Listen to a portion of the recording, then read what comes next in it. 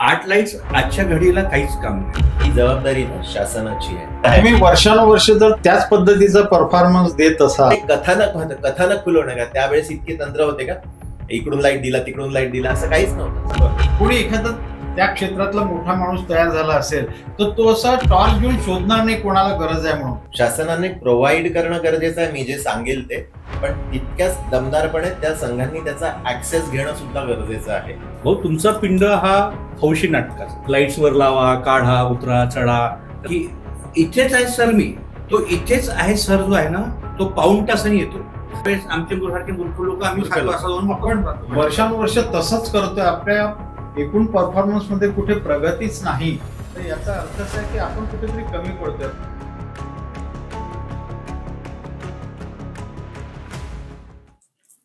नमस्कार. सह्याद्रीचा राखणदार हे महाराष्ट्रातलं एक अग्रगण्य वृत्तपत्र आहे आणि हे त्याचंच एक डिजिटल प्लॅटफॉर्म आहे. या डिजिटल प्लॅटफॉर्मच्या माध्यमातून आम्ही चंद्रपुरातील एक संवाद हा कार्यक्रम सगळ्यांसमोर आणतोय. आजचा हा जो विषय आहे, आज ही सगळी मंडळी नाट्यसृष्टीतली म्हणजे कलाकार मंडळी झालेली आहे, कारण आमचा विषयही तसाच आहे. संवादाचा विषय आहे नाटक, काल, आज आणि उद्या. सगळी मान्यवर मंडळी आपल्यासमोर उपस्थित आहेत. मी तुमचा सगळ्यांचा परिचय करून देतो. श्रीपाद प्रभाकर जोशी सर आपल्यात उपस्थित आहेत. उत्तम कवी, लेखक, कलावंत, विश्लेषक असे अनेक उपाधी त्यांच्या नावाने आहेत. ते फक्त चंद्रपुरातच नाही, विदर्भातच नाही, संपूर्ण राज्यात सुपरिचित आहेत. एक उत्तम राज्यनाट्य स्पर्धेचे परीक्षक म्हणूनही ते जात असतात.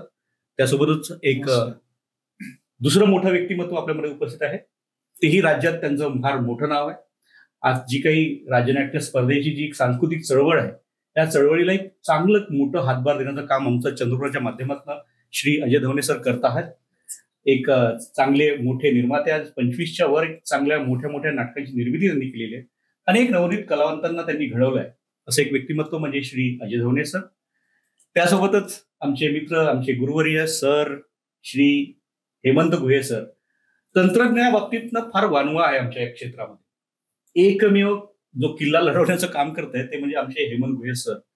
कारण की तंत्रज्ञानामध्ये आज जी मंडळी आपण फार बोटावर मोजलेली नाव आहेत, त्यातलं एक नाव म्हणजे सरांचं जे नाव फक्त चंद्रपूरचाच नाही, विदर्भातच नाही, तर संपूर्ण राज्यात मोठ्या दिमाखानं घेतलं जातं. फक्त प्रकाश योजनाकारच म्हणूनच नाही, एक साऊंडच्या संदर्भातही त्यांचं जे ज्ञान आहे ते संपूर्ण राज्याला परिचित आहे.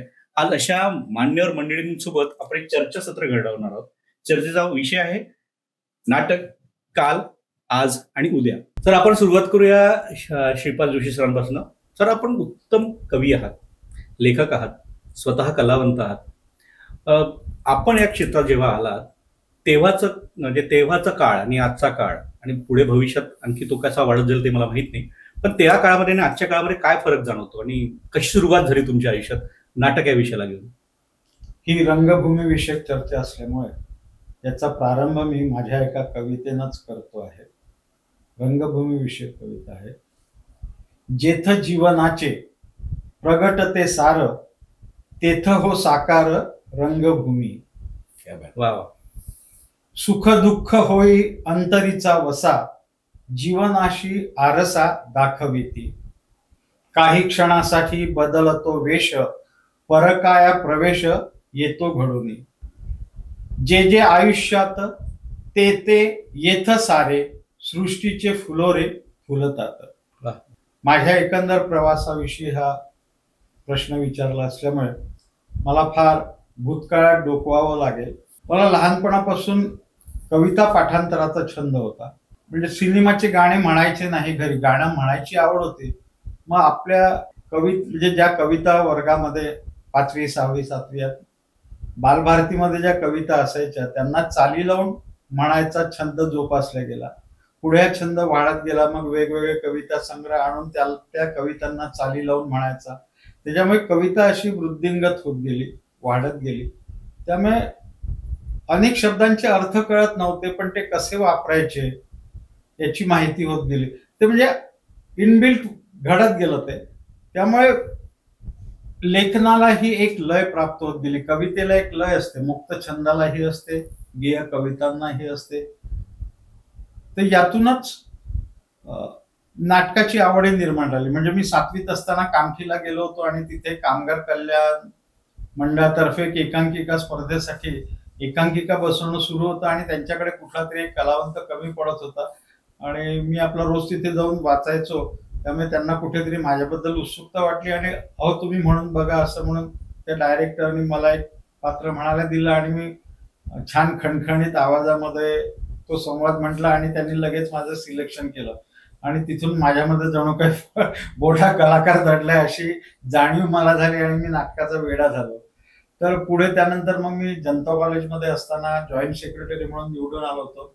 शिरीष गुप्ता संघाचे अध्यक्ष होते आणि त्यांनी नाटक बसवलं होतं असा नवरा नको गो बाई, जे नरेंद्र नायडू यांनी दिग्दर्शित केलं होतं आणि त्यात मला एक म्हाताऱ्याचा रोल करायला मिळाला जो मोठा रोल होता आणि मला नंतर तर खात्री झाली की आपल्यात एक फारच मोठा नट जडलाय की आपण वयाच्या अगदी 16-17व्या वर्षी 70 वर्षाचा म्हातारा रंगवतो आहे.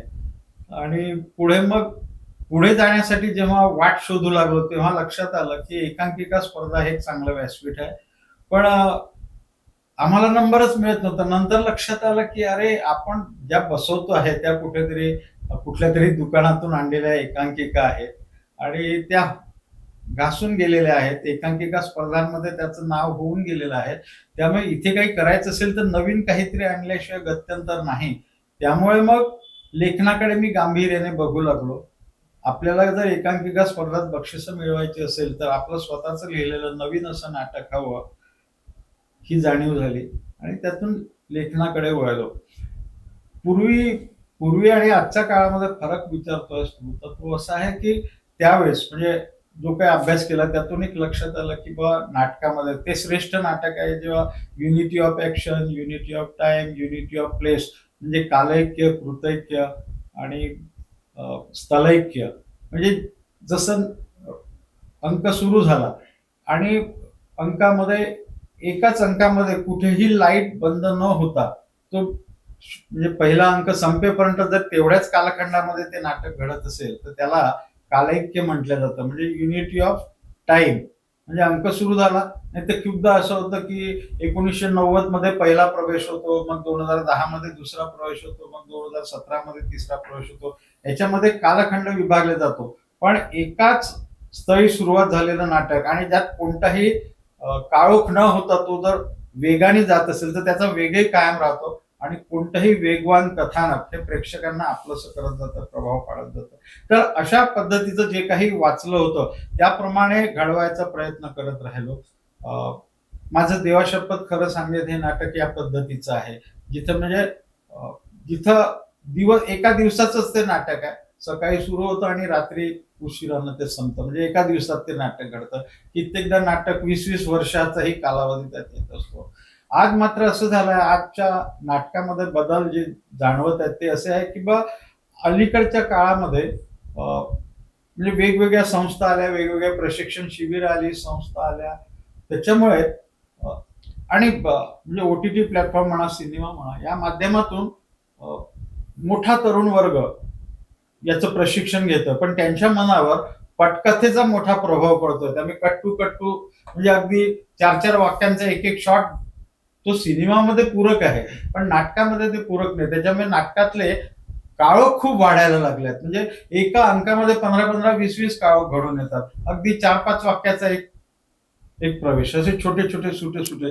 त्याच्यामुळे नाटकाचा वेग कमी होऊ शकतो. याकडे या पिढीचं दुर्लक्ष होतंय असं मला वाटतं. अर्थात म्हणजे जे नामवंत मोठे नाटककार आहेत त्यांच्याबाबत नाही बोलतोय, पण जे नवीन लेखक या क्षेत्राकडे येऊ पाहत आहेत त्यांनी हा पटकथेचा प्रभाव त्यांच्या मनावरून ओसरायला हवा आणि भरपूर बघून नाटक कसं वेगवान होईल, एखादं कथानक त्याच्यामध्ये वेग देऊन ती आशय घनता कशी वाढवता येईल याकडे नवीन पिढीनं लक्ष दिलं पाहिजे असं मला असं वाटतं. सर तुम्ही जे आता म्हणालात की जे काळोख जे होतं, मला वाटतं ही पद्धत जी आहे, मला वाटतं आपण जे स्पर्धेचे नाटक जे बघतो त्याच्यात बरेचदा काळोख हा प्रकार खूप, पण व्यावसायिक नाटकामध्ये मात्र एकाच स्थळ काळामध्ये चालू असतं असं नेहमी जाणवलंय. त्यांना असं ब्लॅकआउटची गरज वाटत नाही किंवा ते एका प्रवेशातनं दुसरा प्रवेश सहज करत असताना दिसत असतात. हे व्यावसायिक रंगभूमीवर जी माणसं गेली आहेत ती हौशी, प्रायोगिक या माध्यमातून गेलेली आहे. त्यामुळे त्यांचं व्यवसायाचं गणित पक्क आहे. प्रेक्षकांना काय आवडतं याविषयीचे त्यांचे फंडे क्लिअर आहेत त्याच्यामुळे ते अशा पद्धतीचा वापर कधी करणार नाही. मी नवीन पिढीबद्दल बोलतो आहे, ज्यांच्या मनावर एकूण पटकथाच्या अंगाने म्हणजे लिहिलं पाहिजे. पटकथेच्या अंगाने नाटक लिहिलं जात आहे, हा सगळ्यात मोठा दोष आहे. थोडा सिरियल फिल्मचा प्रभाव सुद्धा त्यांच्यावर जाणवतो असं होत असेल. जे पाहिल्या जात आहे म्हणजे OTT म्हणा, दूरदर्शन म्हणा, मालिकांमधून जे काय बघितलं जात आहे, अगदी एक मिनिटाचा असा छोटा छोटा, पण नाटकात ते पूरक नाहीये. नाटकाच्या एकूणच जो काही ढाचा आहे, साचा आहे, त्याला ही गोष्ट पूरक नाहीये. आणि या पद्धतीने लेखन करू पाहिलं तर नाटकावर त्याचा निश्चितच परिणाम होईल. फार महत्वाची माहिती या माध्यमातून आमच्या सगळ्या बघणाऱ्या लोकांना सुद्धा मिळणार आहे. म्हणजे आपण गमतीनं जरी म्हटलं तरी सारांश अनुपम खेरासारखं तुमचं काम वृद्धापासून नंतर तरुणांपर्यंत असं सुरू झालेलं म्हणायला हरकत नाही. तर आता मी अजय भाऊंकडे येऊ इच्छितो. भाऊ, तुमचा पिंड हा हौशी नाटकाचा, बरोबर, आणि तुमचं नेतृत्व राज्यनाट्य स्पर्धेमध्ये फार आम्हाला जाणवत आलेलं आहे. आजची जी स्थित्यंतर जी बदलत चाललेली आहे, तेव्हाची राज्यनाट्य स्पर्धा किंवा आत्ताची स्पर्धा, पुढे आणखी बऱ्याच गोष्टी बदलत जाणार आहेत. तुम्ही त्यावेळेला आता तुम्ही 25च्या वर नाटकांची निर्मिती केली, बरेच नवोदित कलावंतांना तुम्ही स्थान दिलं. तुमच्यामुळे चंद्रपुरातली नाट्यसृष्टी चांगली भरभराटीस आलेली आहे. मुंबईपर्यंत तुमचा डंका वाजलेला आहे. अनेक नाटकांना राज्यात अंतिममध्ये बक्षीस मिळालं. शिपा सरांनी ऍक्च्युली अंतिममध्ये रौप्य पदक त्यांना चितपट या नाटकासाठी मिळालेलं होतं. तसं तुमच्या अनेक नाटकातल्या अनेक कलावंतांना अंतिमपर्यंत बक्षीस मिळालेली आहे. आता ही चळवळ जी आपण बघतात, तेव्हाची स्पर्धा किंवा आताची स्पर्धा, ही स्पर्धा म्हणून बघत नाही, एकंदर नाटक म्हणून बघतो. हौशी म्हणा किंवा आता मला असं बघताना असं वाटतं की रंगभूमीला खूप छान दिवस आलेले आहेत. म्हणजे आता मराठीतलं कुठलंही नाटक घ्या, ते उत्तम चाललेलं आहे. आधी असायची फार मोजकी 2-4 नाटकं चांगली असायची, पण आता तुम्ही कुठलंही नाटक बघायला जा, ते तुम्हाला आवडणारच. इतका मोठा बदल झालेला आहे. हा बदल कशामुळे झाला असेल, किंवा आताची जी स्थिती आहे राज्यनाट्य स्पर्धेची, ती स्थिती ही बदललेली आहे की अजूनही आपण तळागाळातच फिरतो? हौशी रंगभूमीच्या बद्दल तुम्ही मला विचारलं, त्या अनुषंगानेच मी बोलतो. हौशी रंगभूमी म्हणजे राज्यनाट्य स्पर्धा. राज्यनाट्य स्पर्धा महाराष्ट्राच्या स्थापनेपासून सुरू झाली 1960 पासून. आज स्पर्धा 64 वर्षाची, म्हणजे आता होऊ घातलीये 64वी स्पर्धा. 64 वर्षांचा प्रवास आहे तो. खरंच त्यांनी अनेक स्थित्यंतरे अनुभवली आहे. पण एक मात्र मला विशेष नमूद करावंसं वाटतं की स्पर्धा तेव्हाही दर्जेदार होती, आजही दर्जेदार आहे. प्रत्येक स्थळ काळ परत्वे म्हणा, ती स्थित्यंतर घडत गेली, कारण टेक्निक्स वेगवेगळी तंत्र पुढे आलीत. आता पुढे हेमंतदादा बोलणारच आहे त्याच्यावर, की तंत्र विकसित होत गेले, लेखनाचे प्रकार वेगवेगळ्या पद्धतीने विकसित होत गेले. नंतर लेखनामध्ये काही फोकचा वापर झाला, कुठे काय काय अशी जी फॉर्म्स बदलत गेले, फॉर्म्स म्हणूया आपण, फॉर्म्स बदलत गेले, तसं तसं नाटक बदलत गेलं. पण मला अजूनही, म्हणजे जेव्हा मी याचा आढावा घेतला राज्यनाट्य स्पर्धेच्या 64 वर्षाच्या प्रवासात, 64 नाही पण मला वाटतं काहीतरी एक 58 वर्ष झाल्यानंतर एक संचालनालयाने एक पुस्तिका प्रकाशित केली होती. आणि त्यावेळेस मी त्या पुस्तिकेचं अध्ययन केलं. खरंच इतकी मोठी आणि इतकी श्रेष्ठ नाटक आहे. आपल्या नागपुरातले आपले कैलासवासी पुरुषोत्तम दारव्हेकर मास्तर यांनी 1960, 61, 62 ही 3 वर्ष सलग नाटक पहिलं आलं नागपुरातलं वैदर्भीय नाटक. आणि 4थ्या वर्षी त्यांचं नाटक दुसरं आलं. म्हणजे हा जो आहे, हा म्हणजे मुळात आपली विदर्भाची भूमीच इतकी ग्रेट आहे की त्या माध्यमातून ही चळवळ विकसित होत गेली. आपल्याला पुणे मुंबईचं भीती बाळगायची गरज नाही, अजिबात. आपण उत्तम आहोत, अजिबात नाही. नंतरच्या काळामध्ये, नंतर मी आता थोडंसं, आपण या मातीतले आहोत, नागपूर आणि विदर्भ, म्हणून मी त्या अनुषंगाने बोलतो. त्याच्यानंतर दारव्हेकर मास्तरांच्या ग्रुपच्या नंतर मग वर्ध्याचं रगतपिती नावाचं नाटक हरिश्री थापेंचं ते पहिलं आलं होतं. अमरावतीचं प्यादी पहिलं आलं होतं. आणि सगळ्यात अभिमानात म्हणजे चंद्रपूरचं मी निर्मित केलेलं चिंदी बाजार हे 53व्या राज्यनाट्य स्पर्धेत पहिलं आलं. फक्त मराठीतच नाही तर मी निर्मित केलेली 4 नाटकं हिंदी राज्यनाट्य स्पर्धेत प्रथम आलीत आणि 1 नाटक द्वितीय आलं. अशा पद्धतीचा एक सकस निर्मिती मी देऊ शकलो. आणि हौशी रंगभूमीवर तेव्हाची निर्मिती प्रक्रिया आणि आताच्या निर्मिती प्रक्रियेमध्ये काय फरक झाला? तेच सांगतोय की तेव्हाची निर्मिती प्रक्रिया थोडी एक्सपेन्सिव्ह नव्हती, म्हणजे त्या तुलनेत एक्सपेन्सिव्ह नव्हती. तेव्हा पण आता मात्र ती एक्सपेन्सिव्ह झाली आहे. म्हणायला आपण हौशी रंगभूमी म्हणतो, पण तंत्र जे आहे, तंत्र आता व्यावसायिक व्हायला लागलेत.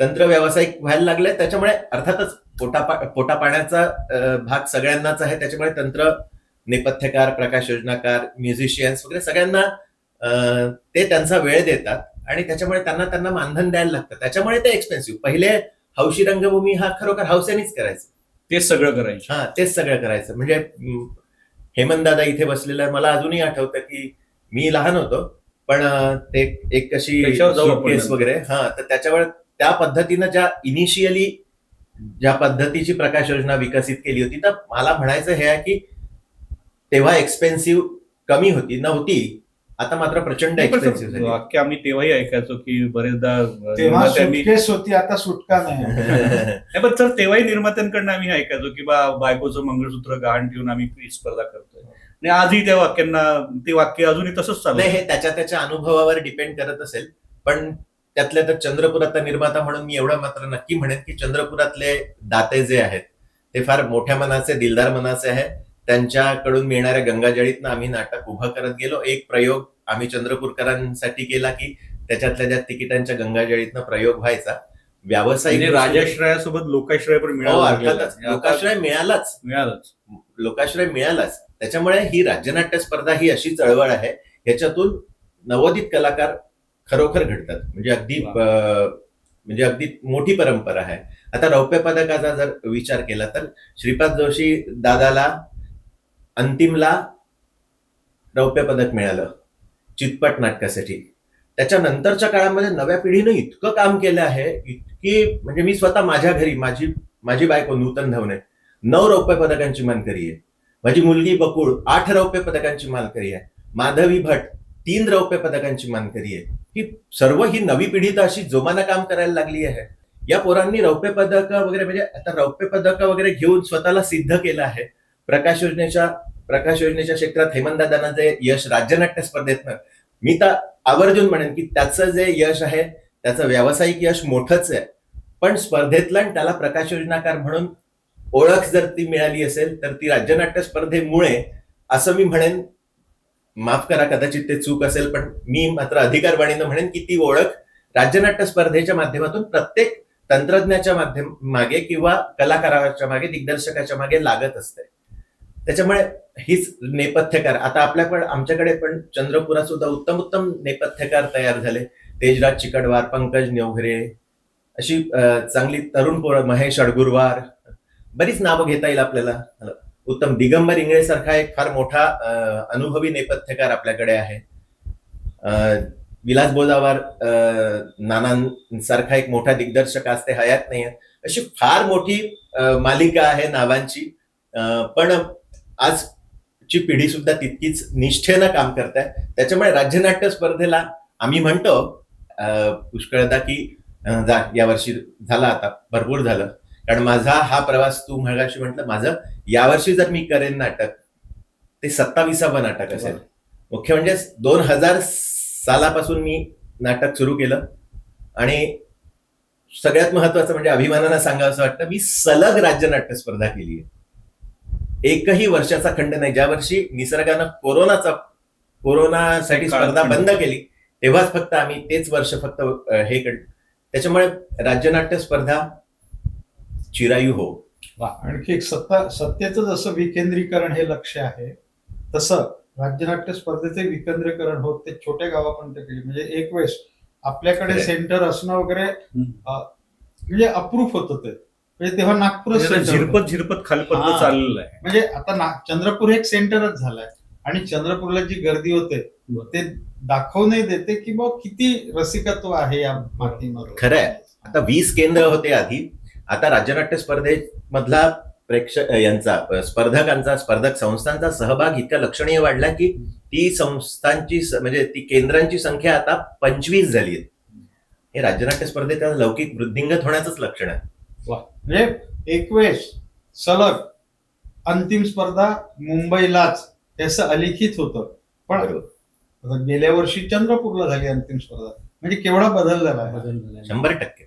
आणि ती तशी, म्हणजे आम्ही ही मागणी सातत्यानं शासनाकडे केली आहे की अंतिम फेरी ही राज्यातल्या सर्व केंद्रांवर जिथे व्हायला प्राथमिक पाहिजे, फेरी होते व्हायला. तिथे अशी चक्रानुक्रमानं रोटेशननं अशी फिरवली पाहिजे त्या माध्यमातून की त्या त्या गावातल्या लोकांना अंतिम फेरीची नवीन नाटकं, गोष्टी बघायला मिळतात. जशी चंद्रपूरला झाली तेव्हा आपल्याला उत्तम नाटकं बघायला मिळाली, 45-42 नाटकं बघायला मिळाली. बरोबर. तशीच अन्य केंद्रांच्या ठिकाणी सुद्धा मिळायला पाहिजे. त्याच्यामुळे राज्यनाट्य स्पर्धा हा एक सशक्त आधार आहे हौशी रंगभूमीसाठी. वा.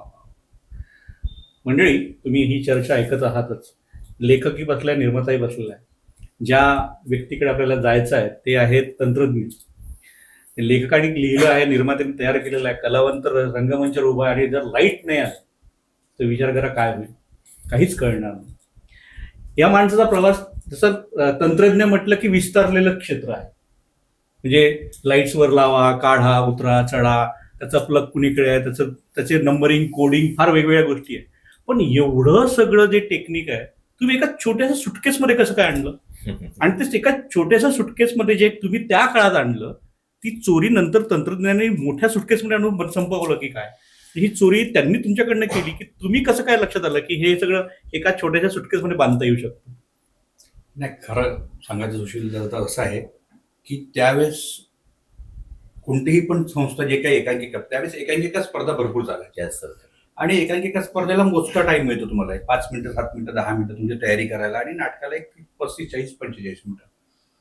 आणि त्यावेळेस तंत्रज्ञ नव्हतं की बा कोणत्या, तुम्ही जर गावाला गेले, काही गेले कुठे पण, तिथं तुम्हाला डिमर, त्यावेळेस डिमर प्रकार होता, बर्नी डिमर्स प्रकार होता, ते काही अवेलेबल नसायचं. तर मग तेव्हा एक माझा याचा एक फायदा एक हे झाला की बा मी टेक्निकली थोडं ह्या गोष्टीकडे पहिल्यापासून आकर्षित, किंवा माझी आवड छंद असल्यामुळे. तर कूलर्स जे यायचे किंवा आपण पहिले पंखे यायचे तर त्याचे रेग्युलेटर्स यायचे. मी त्याचे मग आता आपलं स्वतःचं दुकान असलं इलेक्ट्रिकचं असल्यामुळे मग त्याच्यातून मी ते तयार केली. त्याच्यावर मी 10 लाईट चालवू शकत होतो एका सुटकेसमध्ये. तर त्या सुटकेसमध्ये 10 लाईट चालायचे, तर लोक ते बघायचे. आणि अनेक कसं असतं, लोकांना काहीच टेक्निकली अभ्यास, खूप लोकांना आजही माहीत नाही की टेक्निक, फक्त नाटक बघतात, लाईट बघतात, वाह छान झालं, पण त्याच्या मागचं जे काही तंत्रज्ञ म्हणा किंवा ते शिकावं लागतं किंवा आपण ते अडॉप्ट केलं असतं कुठून तरी. तर ते सगळं जे आहे तिथून मग मी आपली तयारी केली. लाईट्स नव्हते भेटत, कारण की लाईटचं भाडं द्यायलाही पण पैसे राहायचे नाही. एक आपण समजा कुठून जर भाडा, माझ्याकडे त्यावेळेस लाईट्स नव्हते, आम्ही भाड्याने लाईट्स घेत होतो किंवा नेत होतो आम्ही. तर आम्ही 4 जर लाईट्स लावले, 4 स्पॉट पण लावले, तर आम्ही सगळ्यात श्रीमंत संस्था होती त्यावेळेसची. हे फॅक्ट आहे. श्रीमंतांना विचारा की आम्ही जायत होतो, आम्ही 4 लाईट असं हे लाईट म्हणजे ही 90s मधली गोष्ट आपण बोलू शकतो, 90s गोष्ट. हो, म्हणजे अगदी त्या काळात मी सुद्धा एकांकिका करायचो, तर I was really envied for that. मी स्वतः लिटरली मी स्पर्धा करायचो. मला तर नेहमी असं वाटतं की सर तुम्ही ते कॉपीराईट का नाही केलं? कारण की आता ते काउन्सिल मध्ये जे आलेलं आहे, मला वाटतं करोडपती झाला असतं सर त्या मध्ये. एक आणखी सांगावं असं, तू याच्या वाटचालीबद्दल प्रवास हा शब्द वापरला, तो अतिशय सटीक असा शब्द आहे. कारण प्रवासाला माणूस निघतो तेव्हा सुटकेस घेऊन निघतो. नाही सर, मला त्यांना हे सुचवायचं आहे की त्यांनी ते सुटकेस जी केली आहे, सर तुम्ही आता जर तुम्ही बघितलं त्याला काय कन्सोल आला, म्हणजे तेव्हा जो हे काही डिमर चालवायचे आता छोट्या कन्सोल मध्ये झालेलं आहे. यांनी जर तेव्हा ट्रेडमार्क हे जर आपलं करून ठेवलं असतं तर आज हा माणूस करोडपती असतो. त्याची सुटकेस म्हणजे जणू काही जादूचा पेटार आहे अशा पद्धतीने त्याच्याकडे पाहायला. पण आताही तेच बाकीच्या स्पर्धक संस्था ते पाहायला यायच्या मुद्दा नाही पाहायला. आणि त्यावेळेस लाईट्स, मग त्याच्यासाठी उपाय काय करायचा होतो, रिफ्लेक्टर बल्ब यायचे 75 वॉटचे फिलिप्सचे. त्यावेळेस 150 वॉटचे नव्हते, 75 वॉट सगळ्यात. आणि तो बल्ब त्यावेळेस पण महाग होता. मग त्याचे मी बनवून आम्ही नाटकाला वापरायचो एकांकिकेला. अनेक बक्षीस तिथून कसं राहतो, तुम्ही व्हील पण असायची, कलर व्हील वगैरे, कलर व्हील, सगळं प्रकार होता. आणि बरेच आणि प्रयोग. आता मगाशी अजय दादाने एक प्रश्न केला होता, उपस्थित केला होता की बा आता तंत्रज्ञांना पैसे द्यावे लागतात. विषय पैशांचा नाही आहे, विषय आहे त्याच्या मागे लागणाऱ्या मेहनतीचा, त्याच्या मागे लागणाऱ्या इन्व्हेस्टमेंटचा. आज तुम्हाला आता मी त्याच्या मागे लॉजिक पण मांडलं की पोट पाणी सगळ्यांनाच लागलेली आहे, त्याच्यामुळे पोट पाणी. याच्यापेक्षा आज पहिले व्यवसाय आहे. पहिले कोणतीही स्पर्धा म्हटली की 4 लाईट मध्ये, 6 लाईट मध्ये, 8 लाईट मध्ये स्पर्धा व्हायची. आता 20-25, आता 40-40, 60-60 लाईट नाही, प्रश्नच उद्भवत नाही त्याच्यासाठी. आणि त्याच्यामुळे मी जर माझी इन्व्हेस्टमेंट, माझा बिझनेस मी त्यावरून निर्माण केला, नो डाऊट. मला याच्यातूनच मी इन्स्पायर होऊन मी आपला बिझनेस चालू केला, त्याच्यातून मी स्वतःला एक केलं. पण याची इन्व्हेस्टमेंट, त्याच्या मागे लागणारा खर्च, माणसं, बरोबर, सगळ्या गोष्टी असतात. नुसतं आपण भाडं किंवा किराया याच्यावर ठीक आहे, आपण ऍडजस्टमेंट जे काय होऊ शकेल ती करतच असतो. असं नाही होत की बा आपण त्याच्यावरती ठामच राहतो की नको मला इतकेच पाहिजे, मला असेच पाहिजे. पण ह्या गोष्टी तुम्हाला इन्व्हेस्ट करत जातात आणि रोज तंत्रज्ञान नवीन येत आहेत. त्याचा तुमचा विषय आहे आपण कालचं मांडला की मी तिथून चालू केलं. आज असं आहे की तुम्ही 30-35 लाईटवर येता, उद्या तेच 70-80 लाईटवर येईल आणि आली ही स्पर्धा. तुम्ही अंतिमचे काही नाटकं बघाल तर तुम्हाला 60-60 लाईट लागलेले भेटतात. तुम्हाला 60-60 लाईट वापरतात एका शोला.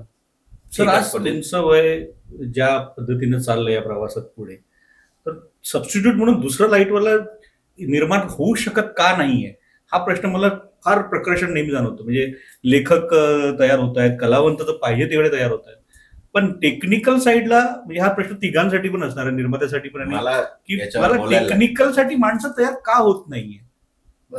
सगळ्यात महत्वाचं सांगू का काय, लोकांना आजकाल फेम पाहिजे. मी किती येतं हा विषय खूप दूर राहिला, मी स्टेजवर दिसलो पाहिजे. खरंय, एक्झॅक्टली. महत्वाचं सगळ्यांना स्टेजवर दिसायचं आहे, भूमिकेत दिसायचं आहे, छोटीशी असली तरी भूमिकेत दिसायचं आहे. कोणालाही तंत्रज्ञ म्हणून पुढे यायचंच नाहीये, म्हणून या गावात तंत्रज्ञ कमीच राहिले. आता जर एखादा तरुण अमुक एक तरुण जर गेला हेमंत गुहेंकडे आणि दादा मला लाईट शिकायचंय, पण असं इतक्या वर्षात मी 27 वर्षात मी नाही पाहिला, त्याने असं जर कोणी आलं तुम्ही तयार आहात बिलकुल. मला मी प्रेक्षकांना सांगू इच्छितो ही खुली ऑफर आहे.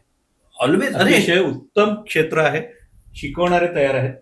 मी काय कोणालाही शिकायची तयारी असेल तर त्यांनी मात्र नक्की आठवणीनं भेटायचं आहे. ही चर्चा सुरू राहणार आहे, पण याच्यात मध्ये मध्ये ज्या काही गोष्टी आपल्याला मिळणार आहेत त्याच्यावरही आपण फोकस करणार. यातली एक गंमत सांगून देतो सर. आमच्याकडे सुनील देशपांडे होता, तो चांगला संघटक आहे आणि कुणाकडून काय काम काढून घ्यावे त्याला बरोबर कळतं.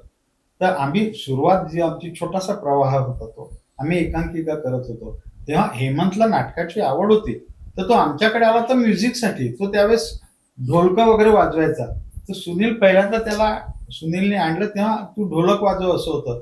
पण त्याच्यानंतर लक्षात आलं की यांचं लाईटचं वगैरे दुकानही आहे आणि याला ते तंत्रज्ञ साईड जमू शकेल हे हेरून त्यांनी त्याला प्रकाश योजनेकडे नेलं. पुढे त्याचा विकास त्यांनी म्हणजे स्वयंस्फूर्तीने केला, स्वतः भरपूर मेहनत घेतली, विचार केला. ती सुटकेस तर ज्वलंत उदाहरणच आहे त्याचं, पण त्यातून तो आज इथपर्यंत आला. आज महाराष्ट्रात त्याचं नाव आहे. नाही, पण मला दुर्दैव म्हणायला लागेल की आजही सुनील देशपांडे तयार आहेत हेमंत गुहे तयार करायला, पण हेमंत गुहेंसारखी दुसरी मुलं हेमंत गुहे व्हायला तयार नाही आहेत, हे मात्र दुर्दैव आहे.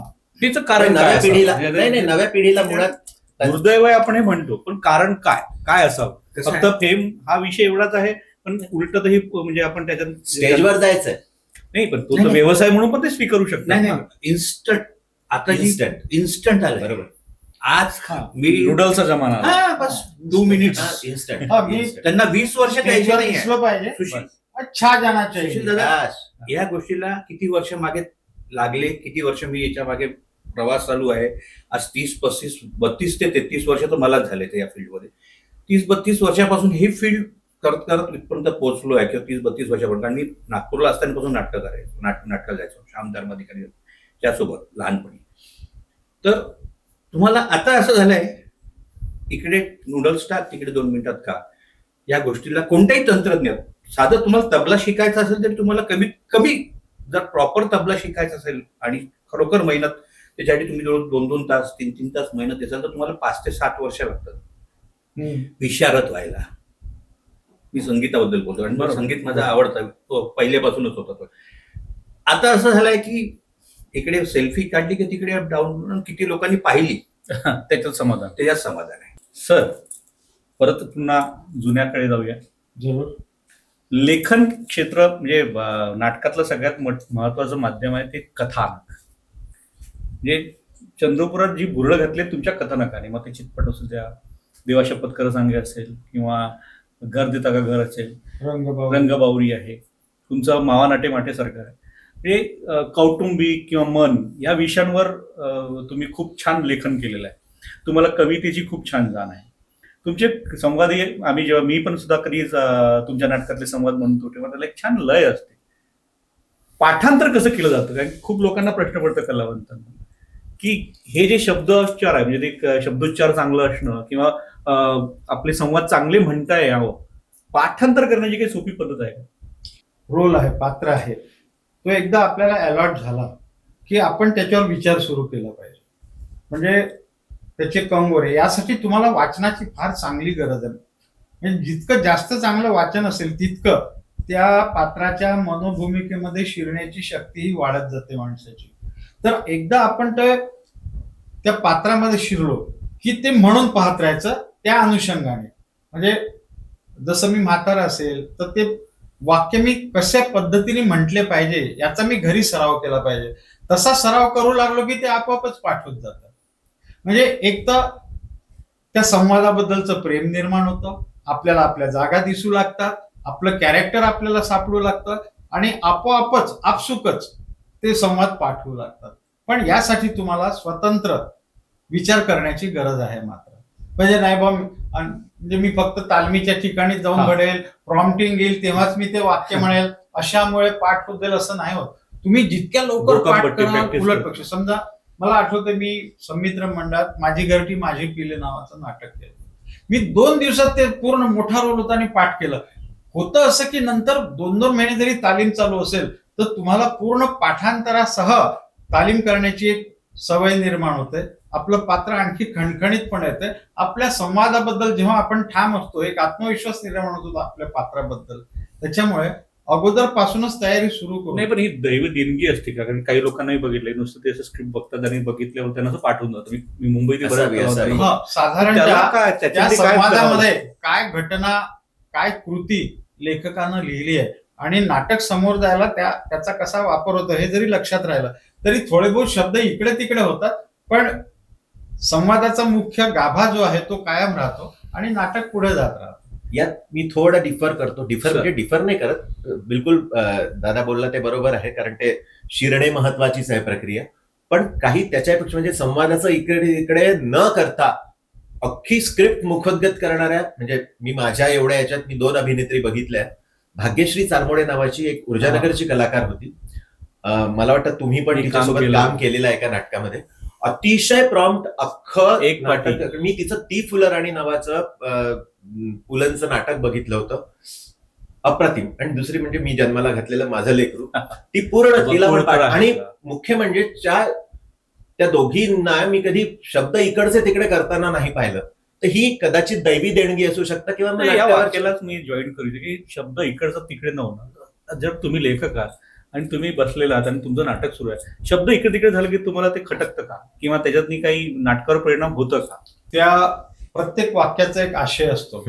तो आशय जर बदलत असेल तर खटकणं स्वाभाविक आहे. पण आशय कायम ठेवून जर नाटक पुढे जात असेल, त्यात कुठे बाधा येत नसेल तर मग काही हरकत. म्हणजे हेमंत सर यांच्याकडे शब्दोच्चार आहेत, शब्द आहेत, ती साधना आहे. तुमचे लाईट्स बोलतात, ते कसे बोलतात? लाईटचे नवरस नाही कळले आम्हाला आतापर्यंत. ताना, पिही आणि जा हे कलरचे 7 प्रकार जसे आहेत इंद्रधनुष्य ते सगळे बोलतात. सगळे कलर, सगळे त्याच्यातले आपापला भाव व्यक्त करतात. जसं यांच्या शब्दातून भाव होतो, ऍक्टिंगच्या बॉडी लँग्वेज किंवा आपण म्हणतो त्याच्या ह्याच्यातून भाव शब्दातून किंवा सोबत त्याच्यासोबत होतो, तसं आमचं कलर्स बोलतात. कलरचा प्रकार आहे, तो कोणता असावा, तो का वापरावा, त्याच्या मागचं लॉजिक काय, हे ज्याला कळलं तो लाईट करू शकतो. बस. ज्याचा त्याचा प्रश्न नावाचं माझं एक नाटक होतं. त्यात तो भास्कर नावाचा जो कॅरेक्टर होता ते त्याच्या मुलाला मनूला मांडीवर थोपटत चंद्र दाखवतो. आणि या प्रकाश योजनाकारानं तो चंद्र स्टेजच्या बाहेर नाट्यगृहाच्या भिंतीवर एस्टॅब्लिश केला आणि काय टाळ्या पडल्या होत्या.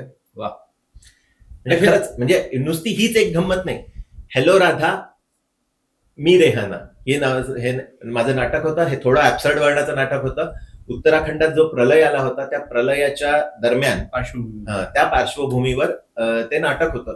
आणि प्रलय असा इतका भयानक होता की लाईटचे सोर्सेस तिथे कमी होत गेले. प्रचंड वेगवेगळे धाटणीचंच नाटक. अगदी पहिल्या अंकातल्या सुरुवातीपासून शेवटच्या क्षणापर्यंत लाईटचा सोर्स कमी कमी कमी कमी कमी कमी. मला आनंद एका गोष्टीचा वाटतो. अंतिम फेरीला आम्ही पोहोचलो. प्राथमिक फेरीला सगळीच बक्षिसं घेतली होती आम्ही आणि अंतिम फेरीला ठीक आहे, स्पर्धा मोठी असते, स्पर्धा तुल्यबळ असते. त्याच्यामुळे मला एका गोष्टीचा आनंद की हे जे त्याचं कौशल्य होतं ते अंतिम फेरीत एस्टॅब्लिश झालं आणि तो प्रकाश योजनेसाठी सर्वोत्कृष्ट प्रकाश योजनाकार म्हणून पुरस्कृत ठरला. बक्षीस त्यावेळेस तर हे जे कौशल्य आहे म्हणून तो हेमंत गुहे आहे. बस. वा. लेखनासाठी काय म्हणजे तुम्हाला नाटक सुचतं कसं एखादं? कसं सुचतं यात अनुषंगाने म्हणजे सामाजिक प्रश्न असतो, राजकीय भाग असतो, माणसातले ताण तणाव, कधी त्यांनी म्हणजे ताण तणावातून म्हणजे माणसामध्ये असलेलं प्रेम, गहिरं नातं याचं आकर्षण वाटत राहतं आणि यातून कधीतरी विषय सुचून जातो. आम्ही एका मित्राच्या फ्युनरलसाठी नागपूरला गेलो. त्यांची मुलगी त्या दिवशी म्हणजे तिचा पेपर होता आणि ती पेपर त्या एका घटनेत मला मात्र नाटक दिसलं की बा, आणि तो प्रसंग आलाय त्याच्यामध्ये रंगबावरीमध्ये. अस्वस्थ करून सोडतो का तुम्ही? लक्षातच येतं की अरे इथे नाटक दडलाय. बरं, ते नाटक इतकं सुरेख लिहिलं गेलं. तो दररोज जे काही लिहायचा तो मला शेअर करायचा, आम्ही गप्पा करायचो, हे करायचो. अतिशय सशक्त मला. त्याच्यात आणखी एक गोष्ट तुम्हाला विचारायची होती. आम्ही असं मध्ये ऐकलं होतं तुमचं ते नाटक कुठलं आवडतं ना, मारू नका सर, ते कुठलं नाटक? रजा मंजूर करावी. गेले जायचे रजा मंजूर करावी. रजा मंजूर करावी म्हटलं ते एकांकिका संग्रह दिला होता तो. बर. पण नंतर मग तो मध्यमवर्गीय मुलगा, त्याच्या मनामध्ये असलेलं तिच्याविषयीचं प्रचंड आकर्षण आणि ते टायपिंग वगैरे बरेच प्रसंग तिथे सेम जाणवतात. तर मला नेहमी प्रश्न पडायचा की हा म्हणजे काय आपण त्याचं क्रेडिट नाही मिळालं. मी एका निर्मात्याला ते नाटक पाठवलं होतं. मला एक मित्रांनी सांगितलं यांना पाठव, पण पुढे त्यांचं काही झालं. पण नंतर मला सिनेमा दिसला तो. फार मोठी शोकांतिका. आये दिन आपण फेसबुकवर इंटेलेक्च्युअल चोरी होऊ शकते. 100% होऊ शकते, नाही होते आणि उघडपणे. अजय सर, मला तुम्हाला विचारायचं आहे, सध्या खूप नवीन नवीन संघ येत आहेत. म्हणजे आपण आता ही स्पर्धा आपण सगळे बघतो, आपण स्वतः काम करतोय त्याच्यामध्ये. पहिले 2-4 काही संघांची नाटक खरंच चांगली होत असतात. काही संघ दरवर्षी येतात. आपलं एक तर ते तसं का होत असेल किंवा त्यांच्यासाठी काय करता येऊ शकेल, काय केलं पाहिजे? ती जबाबदारी ना शासनाची आहे आणि सर्वार्थानं शासनाची आहे. शासनाने प्रोव्हाइड करणं गरजेचं आहे, मी जे सांगेल ते. पण तितक्याच दमदारपणे त्या संघांनी त्याचा ऍक्सेस घेणं सुद्धा गरजेचं आहे. केवळ नाट्य प्रशिक्षण शिबिर संचालनालयानं आयोजित करून होणार नाही. गंमत कशी होते, संचालनालय अक्षरशः, मी या मुलाखतीतून आरोप करेन संचालनालयावर की केवळ पाट्या टाकणे, केवळ कागदावरचा कार्यक्रम पूर्ण करावा, सरकारी काम. हा, बिलकुल. मार्चच्या आधी जानेवारीला आपल्या ओळखीच्या लोकांना शिबिरं वाटून द्यायची. मग ते काहीतरी 2-3 जणांना बोलवणार, ते काहीतरी उरकायचं म्हणून त्याचा प्रत्यक्ष लाभ मिळतो कोणाला? अकाउंटेबिलिटी नावाचा प्रकारच नाहीये. म्हणजे मग जर शासनाने जर असं जर ठरवलं, ते तुम्हाला तिघांनाही विचारतो मी, ते मग अशी टेक्निकल विषय आला की पैसे लागतात वगैरे, शासनाने जसं आपल्याला रंगमंच देतातच, तर त्यांनी स्टेज पण प्रोव्हाइड केला, लाईट पण प्रोव्हाइड केली. तर मला वाटतं संघावरचा खर्चही कमी होऊ शकतो आणि आणखी संघ येऊ शकतील ना. एक हौशी कलावंत, खूप पैशांचा खर्च होणार नाही बहुतेक. हौशी रंगकर्मींची एक संघटना नुकतीच रजिस्टर्ड झाली, त्याच्या माध्यमातून काही मागण्या आम्ही रेटतोय. तर त्याच्यात ही तू याचं बोललास प्रकाश योजनेच्या संदर्भामध्ये, तर ते तू आता जे बोललास ते आम्ही त्यात मेन्शन केलेलं आहे आणि वर्कआउट होईल असं अपेक्षित. ठीक आहे, शासनाला दिले फ्री. एक मुद्दा मात्र माझा असायचा किंवा कसं आहे की ज्याला भूक लागली असते त्याला कोणी ठरवत नसते, त्याला स्वतःहून आपल्या हाताने. मी म्हणूनच म्हटलं की त्याचा ऍक्सेस त्या सगळ्यांनी घेणं गरजेचं आहे. तुम्ही वर्षानुवर्ष जर त्याच पद्धतीचा परफॉर्मन्स देत असाल खरंय, तर कुठेतरी स्वतःच्याही कृतीवर, आपल्या हालचालींवर 100% विचार करण्याची गरज आहे कलावंतांसाठी सुद्धा. म्हणून तिघांना एक कॉमन प्रश्न माझा सॉरी, मी थोडं थांबे करतो. आता तुम्ही जेव्हा शासनाची लाईट्स किंवा ह्या वस्तू द्यायला पाहिजे, आज शासन तुम्हाला देत आहे 8 लाईट्स एक नॉर्मल प्रोव्हाइड करत आहे. पहिल्यापासून जेव्हापासून सुरू झालं तेव्हापासून स्पर्धा किंवा त्याच्यामध्ये केव्हा तरी सुरू झालं असेल हा प्रकार. 8 लाईट्स आजच्या घडीला काहीच काम नाही. बरोबर, ते म्हटलं ना, पूर्णच द्यावे. आर्ट्सचा विषय नाही, त्याचा जो खर्च जो असेल पूर्ण देऊ शकणार नाही.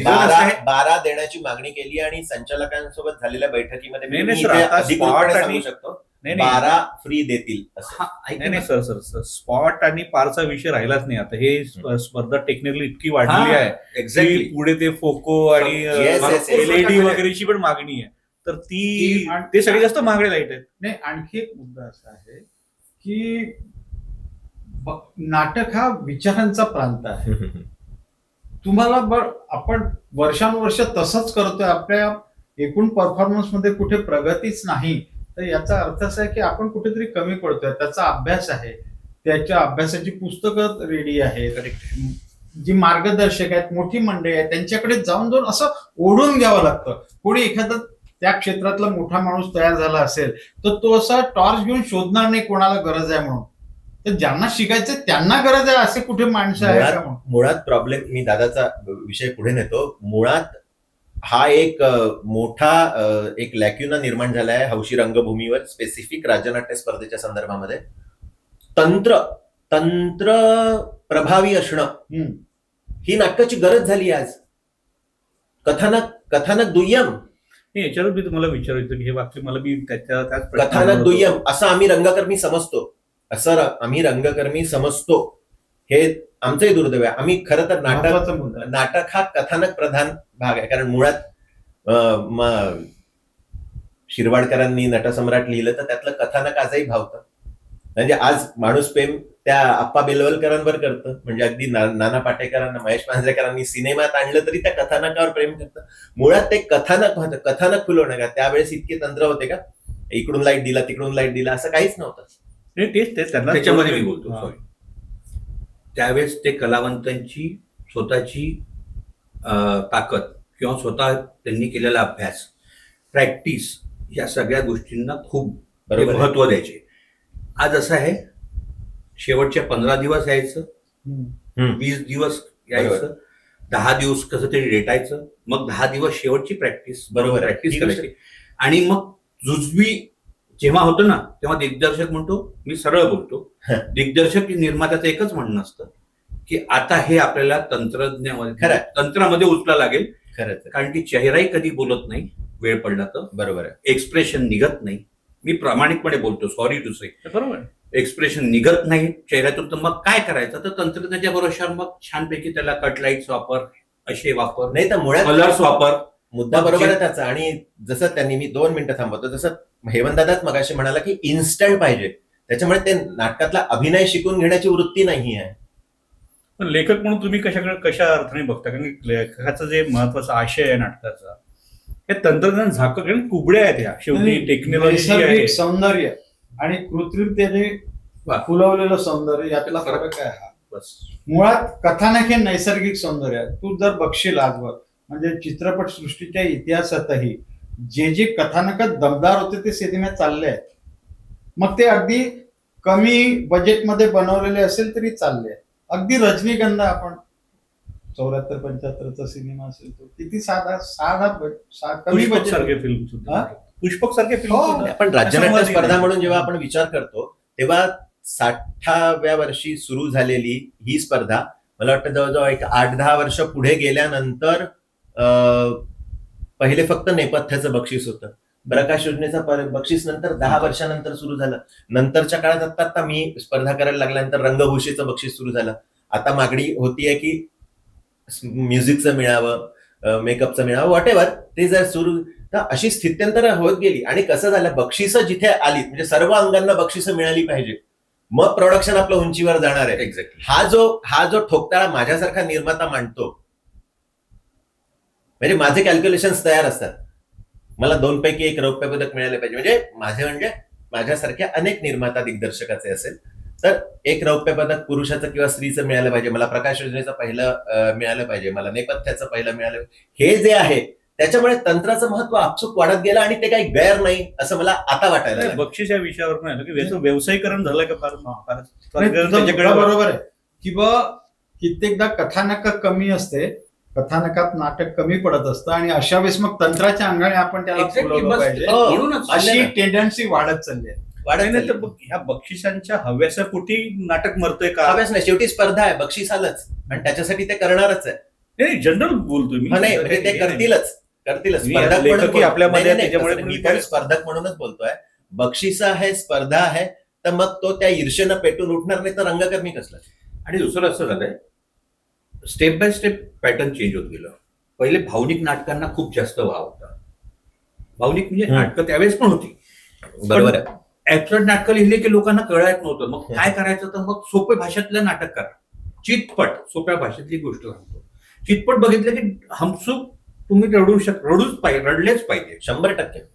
बरोबर ना. उत्तम नाटक. पण आजच्या घडीला चितपट केलं तर जे नवीन एक ट्रेंड चालू आहे त्याच्यामध्ये मग तो म्हणजे आजकाल परीक्षा म्हणजे आता ही स्पर्धा झालेली आहे आणि स्पर्धेमध्ये तुम्हाला असं झालं की तुम्हाला मग वेगवेगळे तुम्हाला त्याच्यात हे मांडायचे, तुम्हाला फॉर्म्स मांडायचे. मग त्यामध्ये आता त्याच्यामुळे ह्या सगळ्या गोष्टी तंत्रज्ञ वाढत गेलं, हे वाढत गेलं. पहिले भावनिक शब्द राहिला की नाटक बघायला लोक हे छान बसायचे, पहिले घळघळ रडायचे अक्षरशः. आता पण नाटकाचं भावनिक आवाहन किती आहे तेही महत्वाचं असतं. बरोबर आहे. म्हणजे प्रेक्षकांना आपण साधं समजूच नाही, त्यांना जेवढं कळतं तेवढं. एक्झॅक्टली नाही, तो आहे म्हणूनच आपण रंगकर्मी आहोत. पण खूपदा असं एखाद्या गोष्टीने धक्का देऊन प्रेक्षकांना त्या नाटकाचा प्रभाव निर्माण करायचा असं अनेकांच्या मनात असतं, पण ते शक्य नाही. तुम्हाला मुळात नाटकातच चांगलं कथानक, कथाबीज हवी, त्याची भावनिक आवाहन मोठी हवी, तर ते सार्वकालिक म्हणजे 30 वर्षापूर्वी आलं काय, आज आलं काय, तो जर प्रेक्षकांना भारावून टाकत असेल तर ते नाटक सार्वकालिक आहे. या नाटकाचं मूळ आहे दिग्दर्शक. म्हणजे आता आम्ही नाट्यशास्त्रात जे शिकलो की दिग्दर्शक जर टेक्निकलला भर देणार असेल तर तो टेक्निकल दिग्दर्शक, म्हणजे आधी तालीम मास्तर असायची. दिग्दर्शकाचे जे प्रकार आहेत ते स्टॅम्प, म्हणजे एखादं नाटक पाहून यायचं तसंच बसवायचं, टेक्निकल आणि नाटक मोठं करायचं, त्याला नाटकातलं कमी आणि बाकीच्या गोष्टीवर जास्त भर असतो. तर दिग्दर्शक कमी पडतोय का सध्या या राज्य नाट्य स्पर्धेच्या चळवळीमध्ये? मुळात कसं आहे की त्याचा अभ्यास नाटक निवडतानाच ते कसं आहे, त्याची प्रकृती कशी आहे, त्याचा गाभा कसा आहे हे समजणारा एक दृष्टी हवी. तुला या मुद्द्यावर आणखी एक सांगून देतो की लेखकाला आज एक सहदिग्दर्शक समजायला हवं असा ट्रेंड आहे. याचं कारण असं आहे की नाटकात कंसामध्ये तो ज्या रंगसूचना देत असतो त्या दिग्दर्शकच असतात. नाही, नाट्यशास्त्रामध्ये हे सुद्धा एक वाक्य म्हटलं गेलं आहे, लेखक दिग्दर्शक. कारण की काय होतं ना की तुम्ही लिहिलेलं नाटक जर तुम्हीच करत असाल ना तर तुम्ही त्याच्या बियॉन्ड द लाईन तुम्ही नाही बघू शकत, तो एक दुसरा दिग्दर्शक बघू शकतो. जे तुम्हाला सांगितलं दिग्दर्शकाचे जे प्रकार आहेत, छापील दिग्दर्शक, लेखक दिग्दर्शक, तंत्रज्ञ दिग्दर्शक, जे काही दिग्दर्शक, तालीम मास्तर दिग्दर्शक, फक्त तालीम घेण्यासाठी आला म्हणजे तो दिग्दर्शक झाला. दिग्दर्शकाची भूमिका सगळ्या शिकवत कॅप्टन आहे, तो महत्वाचा माणूस आहे. तर त्याला हे सगळे माहिती नसावं म्हणून कदाचित ते कलवळ प्रयोग बदलत चाललेले आहे, असं काही आहे? नाही, असं नाही म्हणताय.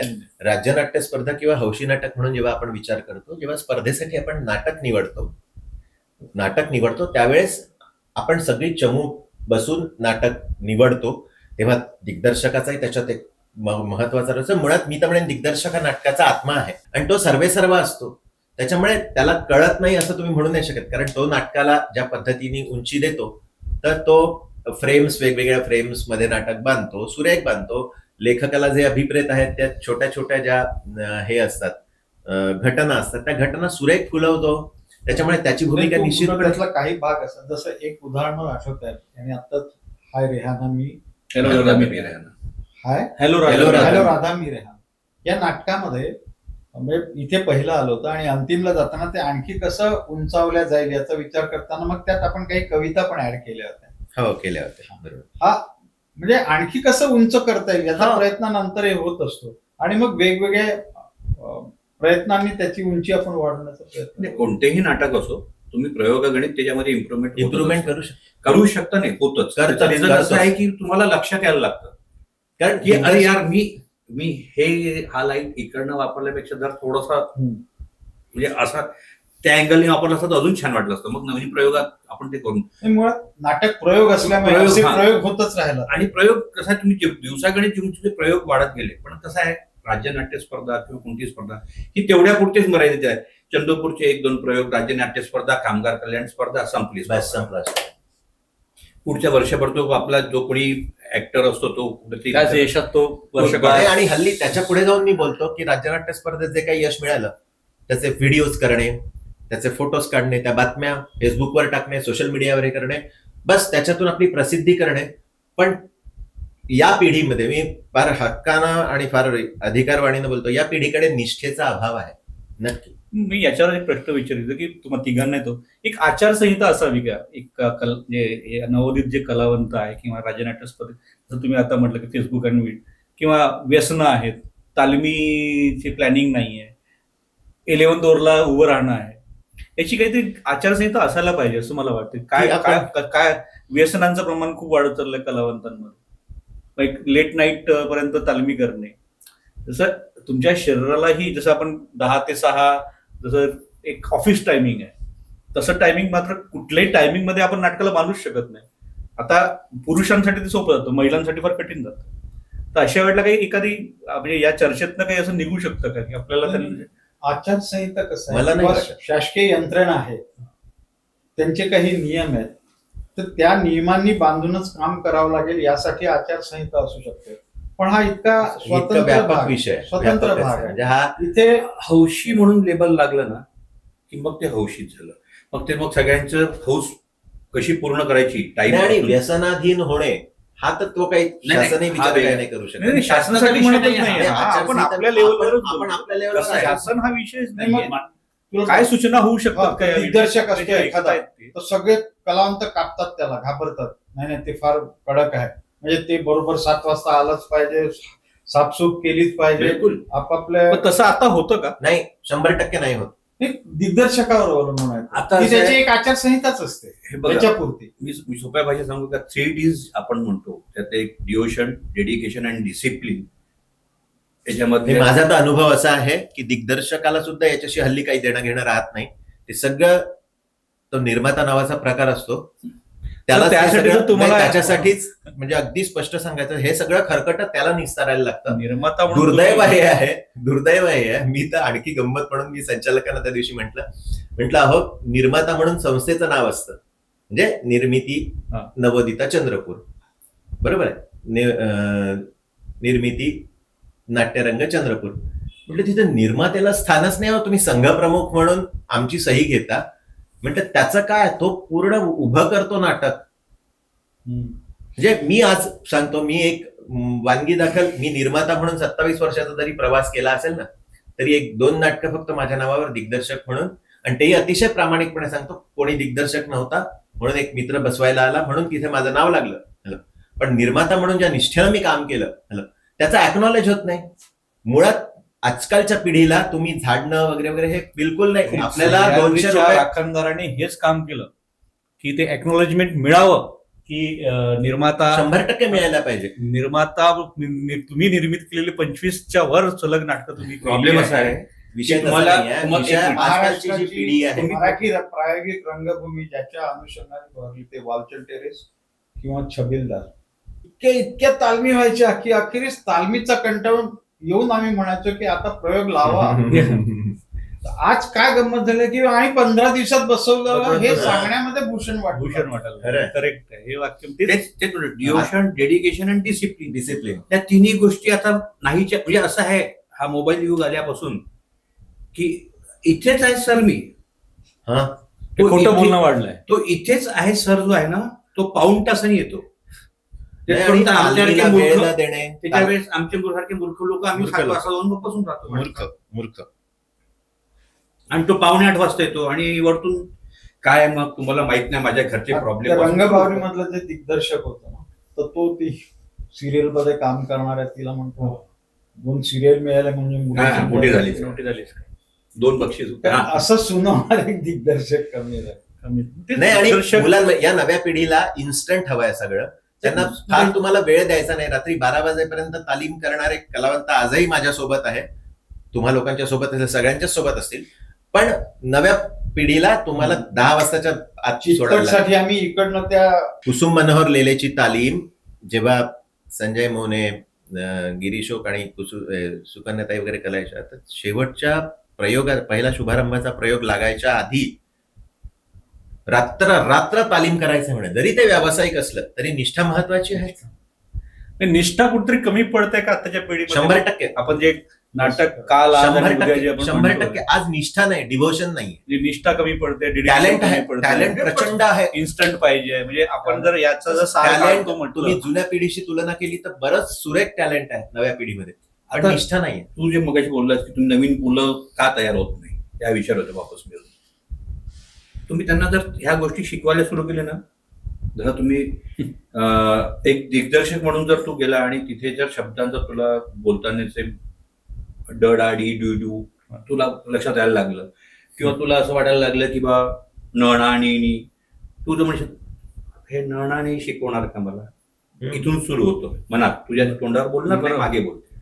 मी जर त्याला म्हटलं की मित्रा हा वायर घ्यायचा आहे, हा असा लावायचा आहे, तर म्हणेल मला चढावं लागेल का, कारण की त्यांना सवय आहे घरी, किंवा त्यांना ते प्रेस्टीज इश्यू हा एक मोठा प्रॉब्लेम आहे. तुमचा प्रेस्टीज, माझी कॉलर खराब होईल का, इगो इगो इगो इगो हा विषय आहे नव्या पिढीला. हा जर जो सोडून कोणी माझ्याकडे येत असेल, मी त्याला आजही शिकवायला तयार आहे. चल, मुळात ते आपला वेळ द्यायला तयार नाहीये.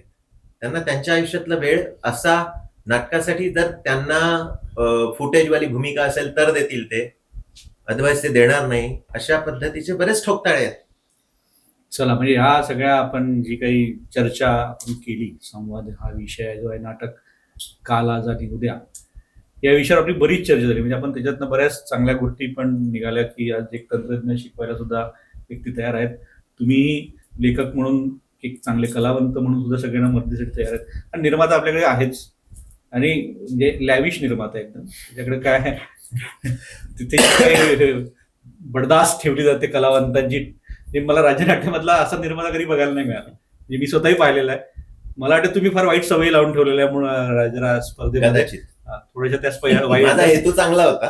हेतू चांगला होता. मग आज जर त्यांनी जर 2 पैसे वाढवून मागितले की तिथे मग प्रॉब्लेम निर्माण होतो. त्यांच्या मी पुन्हा तसं नाही म्हणते, हा गमतीचा भाग नाही, एक मिनिट, म्हणजे चर्चेचाच भाग म्हणून त्यांनी 2 पैसे वाढवून मागितले, त्याच्याबद्दल काही गैर नाही. म्हणून म्हटलं व्यवसाय हा प्रत्येकाला लागू आहे. अहो कसं आहे सुनील दादा, सांगू का, मी आज जर काही बोललो कोणाला की बा आम्ही अशा ठिकाणी राहून आम्ही आमचा रात्र काढलेली आहे, किंवा आम्ही सतरंजीवर झोपलो होतो एका काळात, बरोबर, तर आता ते पॉसिबल नाही.